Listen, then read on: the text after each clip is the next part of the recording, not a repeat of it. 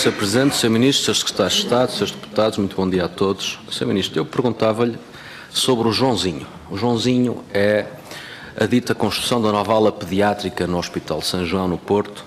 E porquê? Em janeiro, a ARS Norte emitiu um comunicado referindo que estava aprovado o plano para a construção da nova ala pediátrica, o Joãozinho, e tinha sido aprovado pela tutela, portanto, isto foi o que a ARS Norte escreveu, e estava aprovado um investimento público total de 20 milhões de euros para o efeito.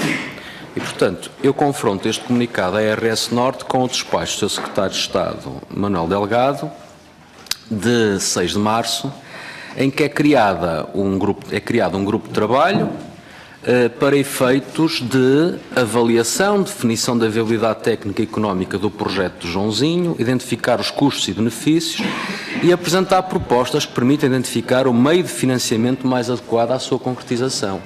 Há aqui uma contradição insanável entre este despacho do Secretário de Estado e o comunicado da ARS Norte, que afirmava, escrito, que já estavam estes problemas todos ultrapassados e, portanto, pergunto ao Sr. Ministro quem é que está enganado. Se é a ARS Norte, se é o seu Secretário de Estado e que consequências é que tira deste facto. Depois, o Sr. Ministro, um outro assunto, na última vez que esteve aqui na Comissão, fez um anúncio algo inusitado, afirmando que iria aprovar uma medida permitindo indexar a idade dos médicos para a realização de urgências à esperança média de vida. Eu perguntava ao Sr. Ministro quando é que vai aprovar esta medida e em que termos é que o irá fazer. Agora, falava-lhe sobre um clima de alguma instabilidade que eu noto que existe no SNS, demissões, conflitualidades no Algarve, em Vila Real, em Gaia Espinho, mas também nas classes profissionais, como sejam os enfermeiros, que já têm uma greve marcada, e uma das questões que são levantadas é exatamente a desigualdade dos enfermeiros na prestação do seu serviço, alguns a praticar horários de 35 horas, outros a praticar horários de 40 horas. E, portanto, o Sr. Ministro, em dezembro de 2015, quando veio ao Parlamento a primeira vez, disse várias coisas, uma das quais anunciou o fim da austeridade e que ia fazer uma gestão inteligente dos recursos. E anunciou também as 35 horas, e na altura nós alertamos para a necessidade de acautelar que as 35 horas seriam implementadas de forma igual e que seriam assegurados os serviços. E, portanto, no caso dos enfermeiros isso não aconteceu, já passou muito tempo, eu perguntava-lhe o que é que vai fazer.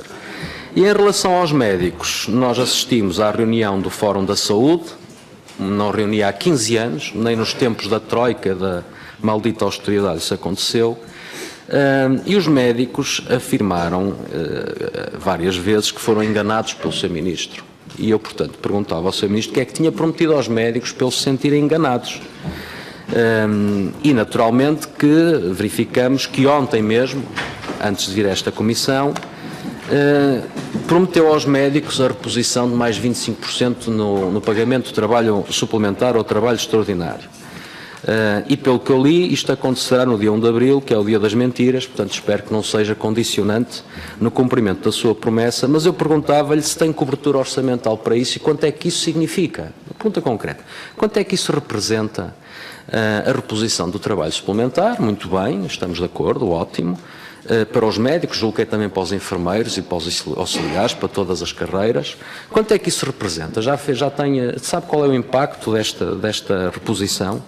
E, nessa medida, porque é que não fechou o acordo ontem?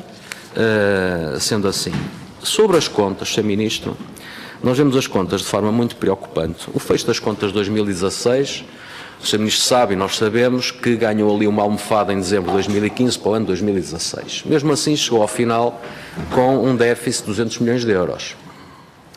Esse déficit de 200 milhões de euros acontece porque em dezembro de 2016 as finanças passaram-lhe um cheque bónus de 220 milhões de euros.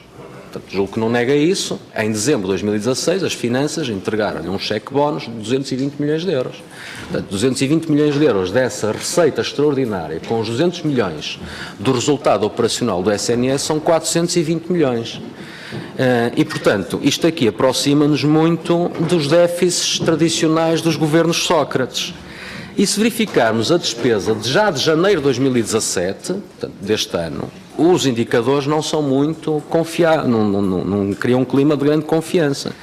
Existe já uma derrapagem da despesa de 6,5%, superior ao mês ao mês, são mais 43,4 milhões de euros, um saldo negativo de 12,9%, e, portanto, há claramente um agravamento. Os encargos com as PPPs subiram 18,7% só em janeiro. E, portanto, neste quadro, com as promessas contínuas que o Sr. Ministro faz de cada vez que aparece publicamente, de investimentos por todo o lado, nós estamos a aproximar perigosamente de um descontrolo na gestão das contas do SNS. Sr. Ministro, concluindo, vamos chegar ao final do ano, já falou com o Sr. Ministro das Finanças para cautelar mais um chequezinho em dezembro para lhe poder equilibrar as contas, o Sr. Ministro poder dizer, como fez agora aqui, que tem um déficit de 200 milhões, não é? As finanças é que o acorreram e vieram atenuar o déficit. E com a gestão operacional que está a fazer, quando chegar ao final do ano, vai precisar outra vez disso. E isso aí, de facto, é muito preocupante, sobretudo porque o Sr. Ministro continua a prometer medidas e investimentos um pouco por todo o lado. E eram estas as questões para já que eu...